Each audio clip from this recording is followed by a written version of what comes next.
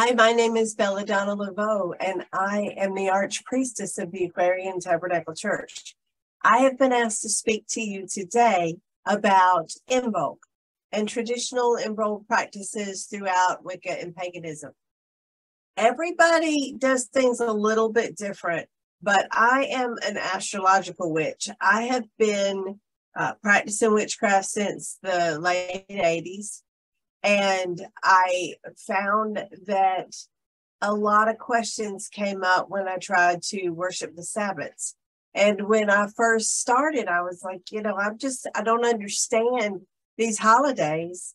And they're all, revolving around the God anyway. And I've kind of had God shoved down my throat for 20 years. So I'm going to do this instead and just do moons. And then I kind of felt the imbalance in my life, and I started really studying the Sabbats and diving into them. And my heart is with the Eleusinian mysteries. I was doing Persephone goes to the underworld, Demeter has harvest, Persephone comes back from the underworld, Demeter loses her daughter, all these things. I would do the Eleusinian mysteries around the wheel of the year. And it started to develop for me really heavily when I realized that the sun and the moon are in specific zodiac signs at specific angles in the sky. And that's why we worship what we do when we do. So I knew that the moon was full, but it really didn't hit me that the moon was in a specific zodiac sign that was in opposition to the sun. And so while the energy of the moon was full, and that meant that it was powerful and all of that kind of stuff, I could dial into what kind of moon it was by looking at its astrological semblance, right? So if the sun is in Capricorn and the moon is in Cancer, that's a different energy than if the sun is in Taurus and the moon is in Scorpio, even though they're both earth and water. That just flavors it differently. So when I applied this to the Sabbats, we have the lesser Sabbats, or the beginning of the season, or the cardinal point introducing the season. And so those holy days are very much there to get the energy going, right? They're cardinal signs. So it's to start spring, which is the energy of starting spring is a lot different from the height of spring, where you're just enjoying the bounty of spring. So the lesser Sabbats, which is the beginning of spring, or Ostara, the beginning of summer, which is Litha, the beginning of fall, Mabon, and the beginning of winter, which is Yule. All of those are kind of working Sabbats. You're doing something to make the energy move forward. Whereas the high Sabbats, or height of winter, which is Imbolc, height of summer, Lammas, height of spring, Beltane, height of fall, Samhain. I got out of sequence there, but you follow me. Those are more celebratory. Those are like, we're here, we made it. Oh, the energy is perfect, right?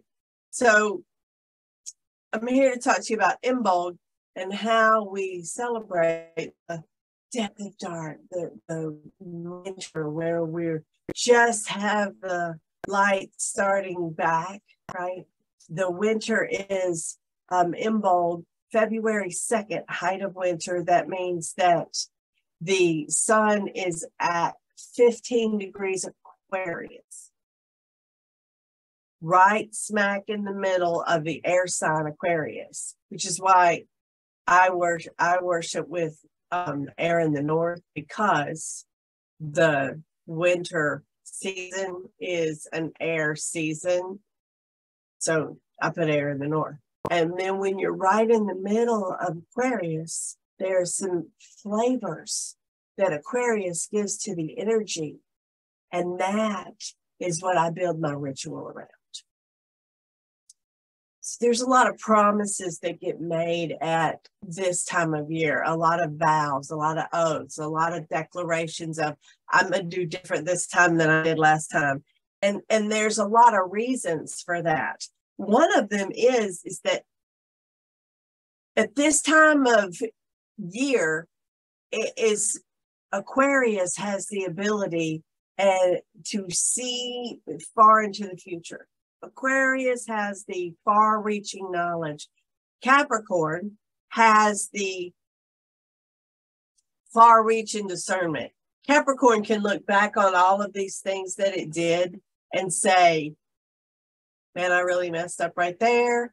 And I can see where that has become a pattern. And these patterns have caused me all of these problems. And that leads into Aquarius. And so you have, like 7 days of Capricorn before you get to January 1st. And so at January 1st, my dog is old, you guys. You got to just ignore her. This is what she does. She's back and forth because she's uncomfortable. Her name is Honey Bear. She's lived a long life as a priestess for the community. So we love her and we take care of her. So people make a lot of oaths at this time of year because they're looking back and they're going, oh, this behavior has gotten me this and I don't want this. And they make a lot of promises during Capricorn and then they don't keep them because, well, Capricorn is often symbolized by the devil card because Capricorn doesn't always keep its oaths. I mean, that's kind of part of it. Capricorn is very discerning. And if they make a decision in the future that counteracts the decision of right now, oh, well, you know, whereas Aquarius, it's a little bit more about truth and staying true and doing the right thing, keeping those promises. Aquarians are going to keep more promises than Capricorns do. Although I'm not saying that Capricorns don't keep promises or don't tell the truth. That's not what I mean. It's just that the energy of Capricorn sometimes lends to reacting to information and then getting new information and reacting differently and not necessarily following through with previous oaths if new information contradicts.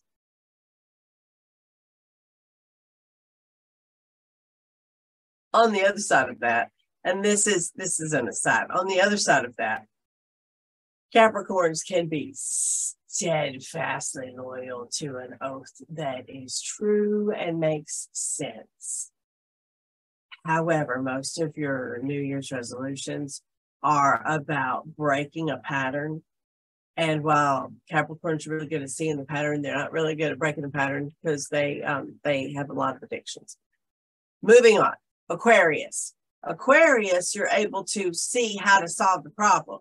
Whereas Capricorn is looking backwards, Aquarius is looking forward. Aquarius is like, okay, stop smoking cigarettes. I won't buy anymore. And where Capricorn's like, I'm going to buy cigarettes and I'm going to keep them right here, but I'm not going to smoke them. Well, not in front of anybody anyway. But they'll be right here and I won't have to worry about it because I know that I'll have them if I really want them. So that'll take the edge off and then you'll smoke a cigarette. Whereas Aquarians are like, no, I'm not going to buy them. I'm not going to have them in my life. I'm not going to have them in my world. You smoke cigarettes, stay away from me. I'm quitting smoking. I've got to do this. And they can be real cerebral about it. Very air, non-emotional. Not swayed by the addictions of the body or by the addictions of the emotions. Sometimes swayed by addictions of the mind, but often can just have stick-to-itiveness. So Aquarius, 15 degrees is solid in that energy, right? So that is when you want to make your declarations for the new year, your promises for the future, because that's where it'll stick. Concurrently, if you're on the Wheel of the Year and you're studying the Wheel of the Year, this is my little study guide for the Wheel of the Year. I call it the Wheel of Wise. Let me make sure I'm holding it correctly for you. Yeah. As a matter of fact, I am. I described it right. What happens is you you travel around the wheel. Maybe it's this way. Yeah. You travel around the wheel, and right here is when you're in the mode of planning for your next life, right before you get born. This is where you're planning. So this is the time of year out of the whole year that planning and making plans stick. They're very good for this time in 15 degrees Aquarius. So that's what we do. We buy new calendars at this time of year. I'm a very practical witch. Like, okay, we're going to bless seeds and we're going to sweep and stuff like that. But I'm a very practical witch. I am shamanic in the sense of I use the energy of right now to make my magic work. And I go with the flow of the river instead of fighting against it. So the reason that we all intuitively buy calendars at this time of year, yeah, they come out at this time of year, but they also come out in the middle of the summer in June. And yeah, so it's because this is the time to plan. We plan our whole year at this time. This is the time to plan new events. This is the time to plan your yearly calendar. It's the time to put everybody's birthdays on your calendar. All of those kinds of things need to happen at this time of year on your way to Imbolc while the sun is in Aquarius. Because you'll most likely keep your commitments when you do it like that. Then, when we get to the actual day of Imbolc and we have our ritual, what I like to do is have a celebratory ritual at the high Sabbaths. I like to have dances or balls or some kind of a party, some kind of a joyous atmosphere, because it's a celebration after all. And I like to bless the seeds that we're going to have. Now, what Demeter tells me is that all living things like to have a purpose or a job to do. They want to have something to do in their lives. They don't want to just grow in the field to be happy. We learned from the Kore that it's difficult to be happy if you don't feel useful. So when you bless your seeds, being told that they're food, no, it's not such a great feeling. They don't really care for that as much. You're going to feed me and my family. Ooh, you're going to be so delicious. I mean, that is a blessing, but there's other magic that you can do with blessing your seeds. Blessing your seeds comes back to the zodiac sign. And what Demeter encouraged me to do is to make a goal for each one of these zodiac signs and plant a seed in attachment with that goal. And what happens is the seed will grow with your goal. And if you decide you're not going to do your goal and you notice that your seed's not growing and you're like, oh, yeah, I kind of decided I didn't want to do that. Or maybe like one year I made a goal for my daughter. I wanted this for my daughter. Well, that's not a goal for me. And interestingly enough, that plant did not grow. Or a plant gets, say, parasites, and then you discover that, oh yeah, the energy for this goal is all being siphoned off by other things and stuff like that. Your plants connect magically with that blessing and that purpose, and they grow that in your life. And that's how you have, prosperity plants and other things like that.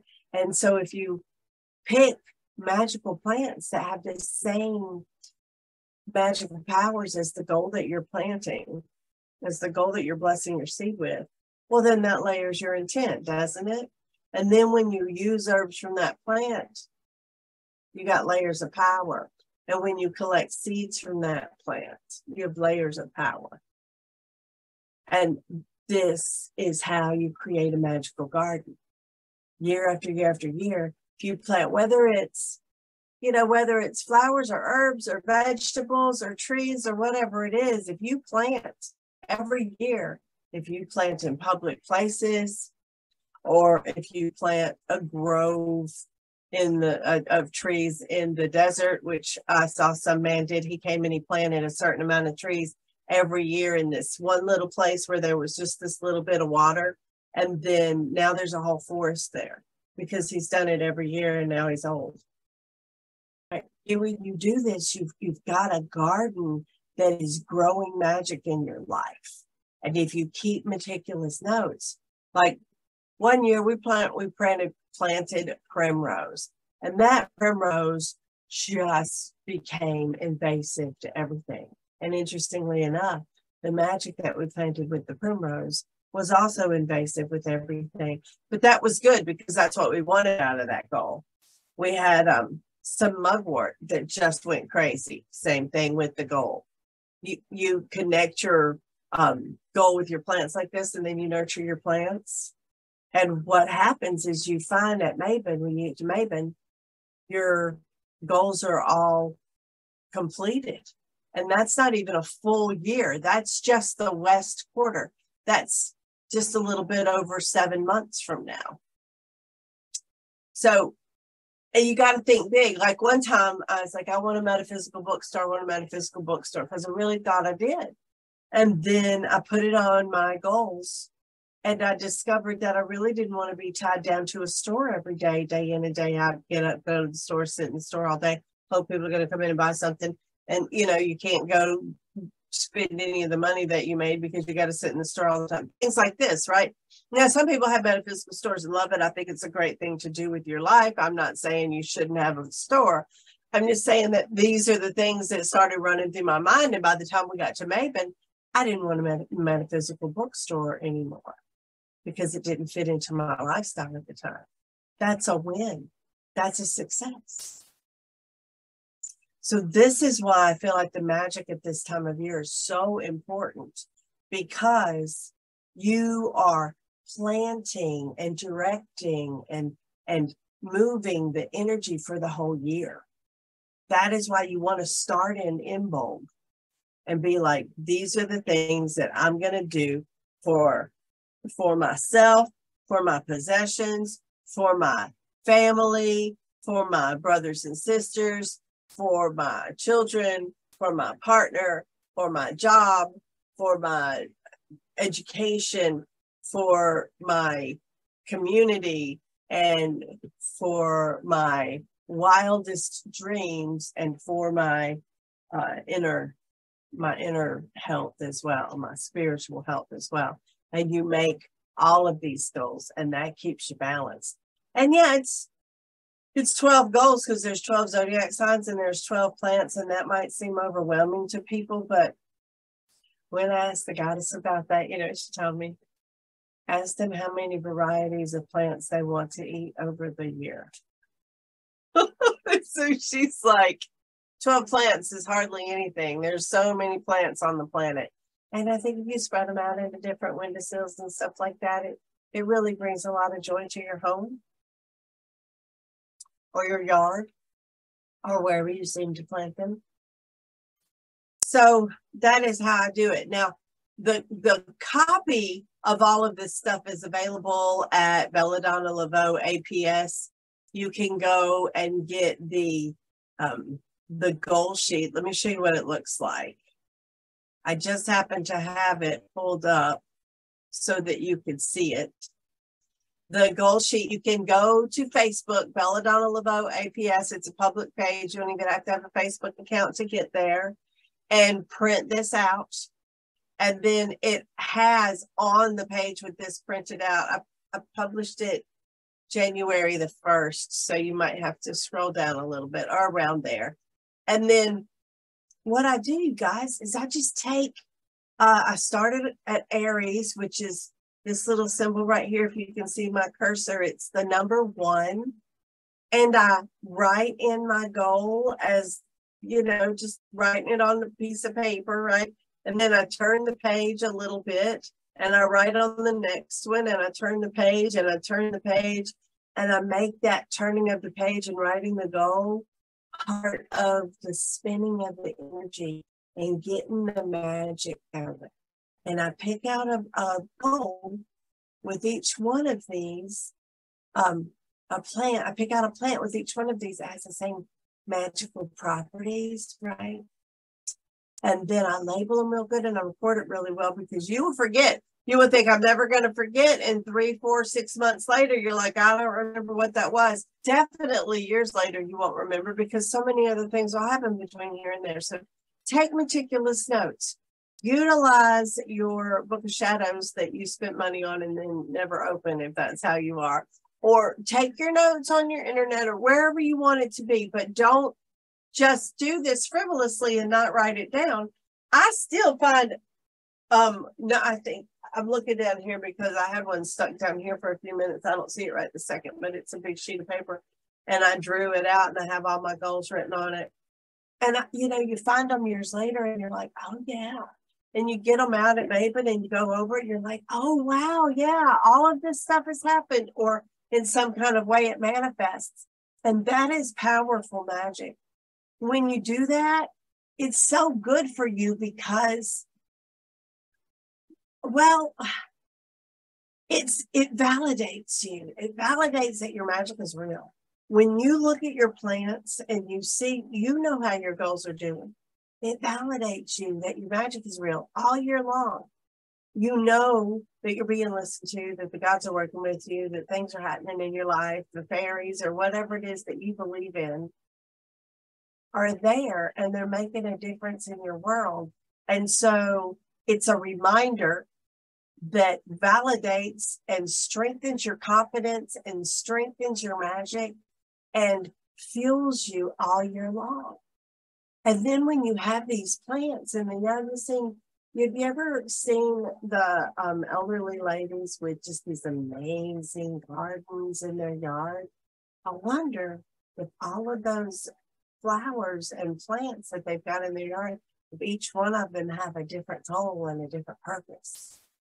Because that's kind of what you're building in your life as you do this work. You're building a body of work that is a group of friends that are there to help you accomplish your goals, and they care about you and want your attention and want you to spend time with them.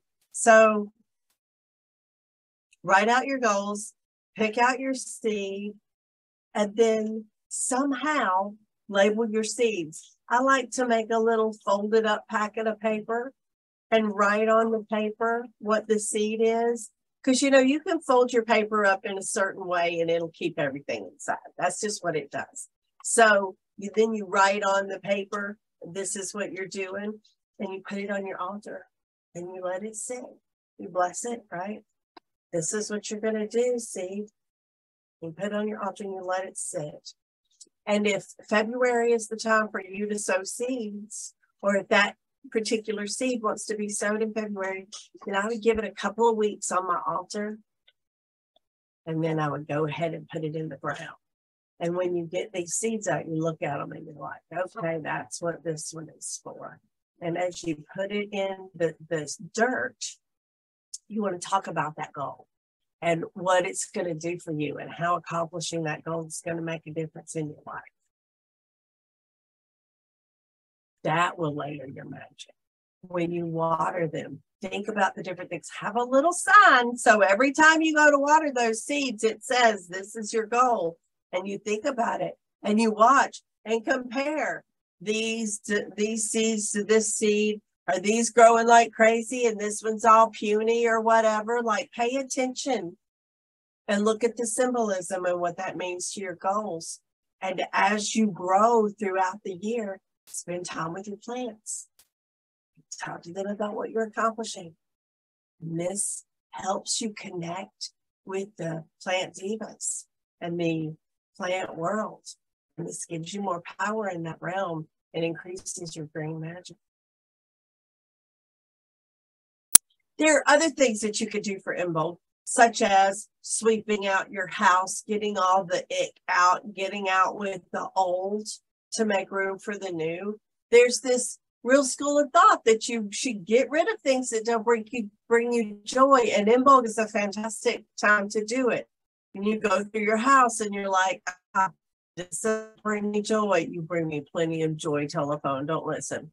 Throw it away. Thank you for your service in my life. I bless you as you move on to your next home, and throw it away and get it out of your house. make room for new stuff. If you find yourself surrounded by junk and things that you don't appreciate, get rid of them so that it'll make room for new stuff in your house. Now is the time for newness, for beginnings, for things that you want to start. So with the goals that you make, take action on those goals. Like, pay attention to what you're doing and move forward with action. It's mind, body, spirit, but also action, fire, getting in there and doing something with it and making sure it's not just empty words. You can say anything and you can do spells till the cows come home.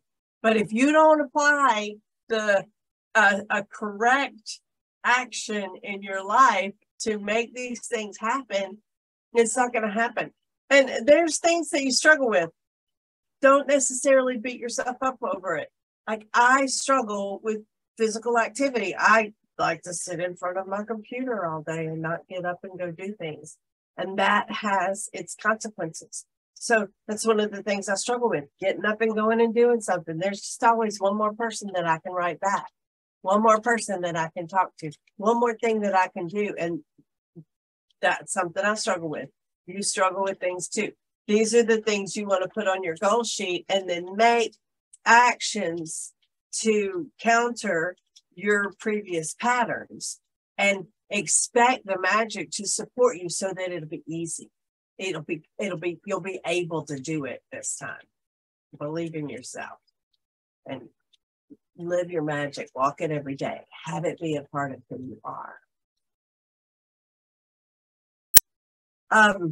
This time of year, so I'll give you a couple correspondences. Okay.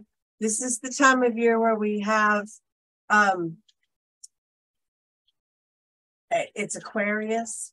The sun is in Aquarius. We are in the planning stages. The colors are white and red. The color of the season is, it's air for me because the Imbolc is 15 degrees Aquarius, which is air. Some of you practice with earth in the north. That's okay too, whatever works in your world. And with your practice, all of us practice differently and we learn different things from it. But if you get on top of the wave right now and you start practicing this magic for the year, it will ripple out into the rest of your world and push you through with momentum into accomplishing your goals. This is the waxing light. It's the height of winter, season of air. And at this time of year, we're not only are we more interested in planning, but we are very concerned with our social status, our mental and intellectual self-worth. So we want to improve at this time of year. It's just, it's in the air, so to speak. And we need validation. We don't often get validation through peers and groups and family structures, but the plants respond to you and validate you, and that's one of the reasons why they're so important.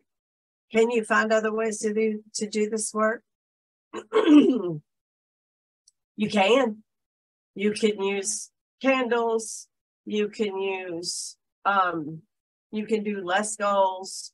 You can do pictographs. You can do all kinds of different things. There's a lot of different ways to symbolize it. I have been doing this for quite a while, and every time I bring up a shortcut to the Great Mother, she does not approve. So this is what I teach, because this is what she has given me to teach. It's really important for two reasons. Setting goals. If you don't know what your goals are for the year, if you don't know what you're planning on accomplishing, chances are you won't accomplish anything. Chances are you'll just keep doing the same thing that you've always done, and you'll keep getting what you've always got. Now, if you really like where you're at and you really like what you've got right now, which is where some people are, then maybe you don't want to plant so many goals. Maybe you don't want to make so many changes. I'm very careful with the goals that I make now, because at 57, I have a lot of the things that I already want in life. And I don't want any of my new pursuits to mess up any of the things that I already have going on. So you might want to take those things into consideration. And now more than ever, growing plants, planting seeds, being a steward of the earth is more important than it ever has been. The goddess has called us back as pagans to save the earth. I really believe that. And growing plants, you think it's easy. Growing vegetables, herbs, all of that, you think it's easy until you start doing it. And then you find out that not always, it's not always easy. I got 2 heliotropes that are in my bathroom right now, and I want them to be blooming and stuff like that. And they're like, it's winter, I just want to sleep. They don't always do what you expect them to do.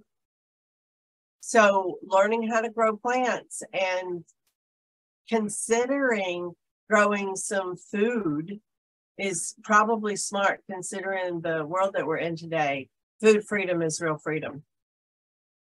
Now, a word about how to word or verbalize your goals.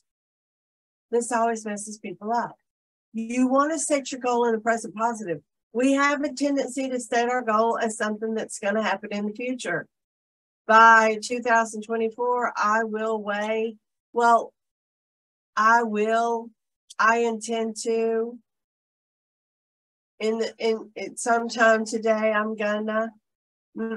So you want present positive as though you've already incorporated these things. I always do weight because it seems to be something a lot of people are concerned about, and it always ends up being my first house goal sometimes. So I weigh 155 pounds is a present positive. I'm going to weigh 155 pounds. It's not. I will weigh. I intend to weigh. I will eat in a way that brings me to. I eat appropriately for the body weight of 155 pounds. My body sustains 155 pounds, and I eat in accordance to maintain that weight. I diet and exercise and take good care of my body so that I am a healthy and happy 155-pound woman, person. Present positive. That's where you want it to be. Now, there are a lot of Imbolc rituals you can go out and like make Imbolc rituals and stuff like that. I like to come up with the spell and then do it. I don't necessarily want to read a spell out of the book and do it by memory. I like to have like something that I'm accomplishing, and then I just go in and do it. You know how to cast and call a circle, know how to invoke the deities that you're invoking, and then state your goals, bless your seeds, tell the gods, this is what this seed's going to do. This corn is going to make me grow big and strong. And of course, write out your goals, but then raise energy, however you want to raise energy. How do you want to raise energy? Do you want to clap? Do you want to sing? You want to dance? You want to drum? You want to what? Raise energy. However you want to raise energy is fine. A lot of people have a more subdued energy during the dark half of the year, but this is the time of year to bring up the energy, right? So you can bring up the energy. You can also light a candle for each one of them. It is, after all, the season of lights. You want to bring the energy up. So light and candles to bless your seed is probably the most expected thing that you do. It's because it's the season of air. We use the opposite season to bring the balance. So you use fire. That's a really good one. And you light 12 spell candles, all one color or in elemental colors or whatever colors are appropriate to your spells, and then let them all burn down and sit them on the altar for 3 days or a couple weeks or however is good for you. And then they're ready to plant. Now, I really would, before I did that ritual, I would make sure I swept out the room real good. We're going to get out all the negativity. Sweeping is a form of removing negativity from the room. That is the reason for sweeping now. It also gets out the dirt off the floor, but that's where all the negativity settles on the floor. Right. So when you use a magical broom and you sweep all of that negativity out, then you have a fresh, clean place. A lot of times we don't really think about cleaning as getting rid of the negativity, getting all of the energy put in order, getting the energy even and smooth and balanced and clean so that you can do something with it. So Imbolc is the time of year to get out the cobwebs and the dead from the previous season, because the previous season is fall. And that's the dead, right? You want fresh and new, you got to clean first. Clean, then do your ritual.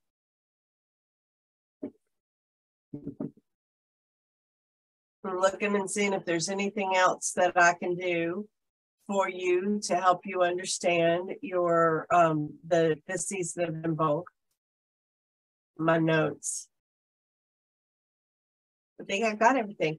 Thank you so much for listening. I hope that this helps you develop your own practice and move through your Imbolc season with confidence and develop a deeper magic and a deeper connection to the earth.